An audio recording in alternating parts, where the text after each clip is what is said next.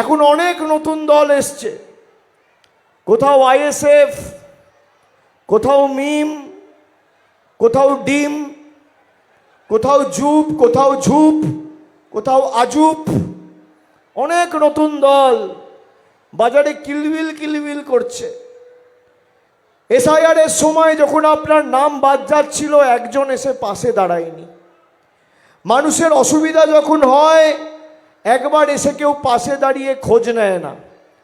আজকে বিজেপির থেকে টাকা নিয়ে এরা নেমেছে বাজারে, মানুষকে ভাগ করে, মানুষের সমর্থনকে ভাগ করে বিজেপিকে জেতানোর লক্ষ্যে। কেউ বলছে 1000 কোটি টাকা দাও, কেউ বলছে 500 কোটি টাকা দাও।